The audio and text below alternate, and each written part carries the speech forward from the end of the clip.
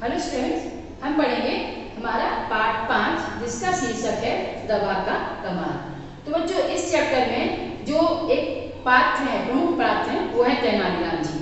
तो तेनालीराम जी राजा कृष्णदेव राय के दरबारी थे और वो बहुत विद्वान थे और हाजिर जवाब थे। वो अपनी बुद्धिमानी, अपनी सूझबूझ से सभी लोगों की समस्याओं को दूर कर लेते थे। इसी प्रकार उन्होंने अपनी बुद्धिमत्ता से धनीराम की समस्या को दूर कर दिया था।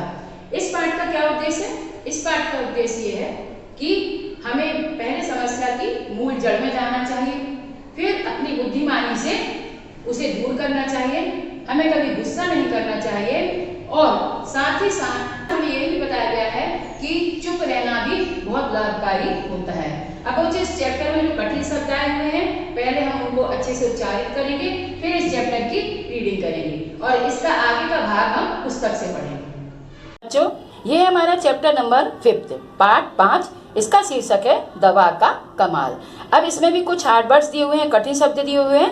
पहले हम उन कठिन शब्दों को पढ़ेंगे, उसका उच्चारण अच्छे से करेंगे ताकि इस पूरे चैप्टर को हमें रीड करने में परेशानी ना हो, हम अटके ना। अब मैं यहाँ शुरू करती हूँ, आप देखिएगा मैंने किस तरीके से इन कठिन शब्दों को उच्चारित किया हुआ है। पहला है बुद्धि, तेनालीराम, गुस्सा, झगड़ालू, पड़ोसी, आश्चर्य, कष्ट, प्रयोग, कीटाणु, चुप्पी, तंग, कहावत। अब मैं रीड करती हूँ। तेनालीराम रोज सुबह अपने घर पर लोगों से मिलते थे। कई लोग उनसे अपना दुख कहते। तेनालीराम अपनी बुद्धि से सबका कष्ट दूर कर देते थे। वे लोगों को बढ़िया उपाय बताते थे। एक दिन एक व्यक्ति उनके पास आया। उसका नाम धनीराम था। वह बहुत दुखी लगता था। तेनालीराम ने उससे पूछा, इतने परेशान क्यों हो भाई? धनीराम ने कहा, क्या बताऊं तेनालीराम जी, मेरी हालत बहुत खराब है। मेरा पड़ोसी बहुत झगड़ालू है। वह छोटी छोटी बात पर झगड़ा करने लगता है। जब वह बोलना शुरू करता है तो चुप ही नहीं होता। मैं उससे बहुत तंग आ चुका हूँ। तेनालीराम ने पूछा, क्या तुम उस पर गुस्सा नहीं करते? धनीराम ने जवाब दिया, जी गुस्सा तो आ ही जाता है।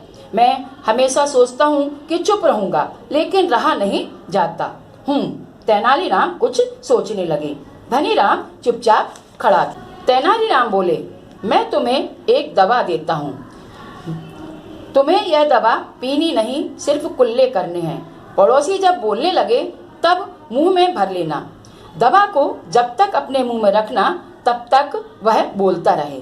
जब वह चुप हो जाए तब कुल्ला कर देना। जी बहुत अच्छा, धनीराम बोला। तेनालीराम भीतर गए और एक बड़ी बोतल ले आए। बोतल में दवा थी। धनीराम ने बोतल ली और वहां से चला गया। धनीराम ने दवा का प्रयोग करना शुरू कर दिया। जब कभी उसका पड़ोसी उससे झगड़ा करने लगता तो वह मुंह में दवा भर लेता। जब तक उसका पड़ोसी बोलता रहता वह मुंह में दवा भरे रहता। उसके चुप होने पर वह दवा का कुल्ला कर देता। ऐसा कई बार हुआ। कुछ ही दिनों में पड़ोसी ने लड़ाई झगड़ा करना ही बंद कर दिया। एक दिन वह तेनालीराम के पास पहुंचा। उसने कहा, तेनालीराम जी, आपकी दवा ने तो कमाल कर दिया। जैसे जादू ही हो गया। सारे लड़ाई झगड़े खत्म हो गए। यह तो बहुत ही अच्छा हुआ, तेनालीराम ने मुस्कुराकर कहा। धनीराम बोला, वैसे तो मुझे अब झगड़े की चिंता नहीं रही, फिर भी दवा की एक बोतल और दे दीजिए, कभी जरूरत पड़ सकती है। यह सुनते ही तेनालीराम की हंसी छूट गई। धनीराम हैरानी से उन्हें देखने लगा। तेनालीराम बोले, मित्र, बोतल में कोई दवा नहीं थी, उसमें सिर्फ नमक मिला पानी था। जब तक वह नमकीन पानी तुम्हारे मुंह में रहा तुम बोले नहीं। आखिर पड़ोसी कब तक बोलता? जब उसने देखा कि तुम बोलते ही नहीं हो तो थक हार कर वह भी चुप हो गया। नमकीन पानी से तुम्हारे मुंह के कीटाणु मर गए। कुछ पेट भी साफ हुआ। पेट साफ हो तो गुस्सा भी कम आता है। धनीराम आश्चर्य से तेनालीराम का मुंह ताकने लगा। तेनालीराम बोले, तुमने कहावत नहीं सुनी क्या? एक चुप 100 सुख। चुप्पी सचमुच दवा का काम करती है। तू मैं से बचने का यह बढ़िया उपाय है। धनीराम बोला, तेनालीराम जी आप महान हैं। तो बच्चों, इस तरीके से मैं इस चैप्टर को रीड किया है। अब इसमें एक बहुत ही इंटरेस्टिंग, एक रोचक कहानी है। सबसे पहले तो मैं आपको बता दूं कि जो तेनालीराम जी थे वो राजा कृष्णदेव राय के दरबार में थे और वो बहुत बुद्धिमान थे। अपनी बुद्धिमानी और सूझबूझ से वो लोगों के कष्टों को, उनकी तकलीफों को दूर कर देते थे, उनकी समस्याओं को दूर कर देते थे। तो रोज कोई ना कोई व्यक्ति उनके पास आता अपनी समस्या लेके और तेनालीराम जी उसकी समस्या को दूर कर देते थे। एक दिन की बात है, एक व्यक्ति उनके पास आया, उसका नाम था धनीराम। तो जब तेनालीराम ने उससे पूछा कि क्या बात है धनीराम जी, आप इतने परेशान क्यों हो? तो धनीराम ने कहा, क्या बताऊं तेनालीराम जी, मेरा जो पड़ोसी है वो बहुत झगड़ालू है। छोटी छोटी बात पर वो झगड़ा करने लगता है और जब बोलना शुरू करता है ना तो फिर वो चुप ही नहीं होता। मैं तो उसके रोज रोज के झगड़ों से तंग आ चुका हूँ। तो तेनालीराम ने कहा, जब वो झगड़ा करता है, इतना बोलता है, तो क्या तुम्हें गुस्सा नहीं आता? तो धनीराम ने जवाब दिया, अब गुस्सा तो आ ही जाता है, पर मैं सोचता हूँ कि मैं चुप रहूं, पर कब तक? आखिर मुझे भी थोड़ा बहुत गुस्सा तो आ ही जाता है। तेनालीराम ने उसकी बातों को सुना। अब धनीराम चुपचाप खड़ा रहा। तेनालीराम जी बोले, मैं तुम्हें एक दवा देता हूँ, परंतु वो दवा है जो मैं तुम्हें दूंगा उसको तुम्हें पीना नहीं है, सिर्फ कुल्ले करने हैं। और जब तक वो पड़ोसी बोलता रहे तब तक तुम्हें वह दवा मुंह में रखना है, और जब वो बोलना बंद कर दे तब उस दवा को थूक देना है, मतलब कुल्ला कर देना है। जी बहुत अच्छा, ऐसा कहकर धनीराम चला गया।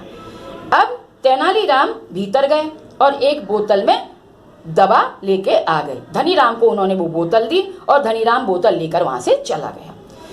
फिर धनीराम ने उस दवा का प्रयोग करना, मतलब यूज करना शुरू कर दिया। जब भी कभी उसका पड़ोसी झगड़ा करने लगता तो वह उस दवा को अपने मुंह में रख लेता और जब तक उसका पड़ोसी बोलता रहता तब तक वह दवा मुंह में रखे रहता। जैसे ही पड़ोसी बोलना बंद करता वह उस दवा का कुल्ला कर देता।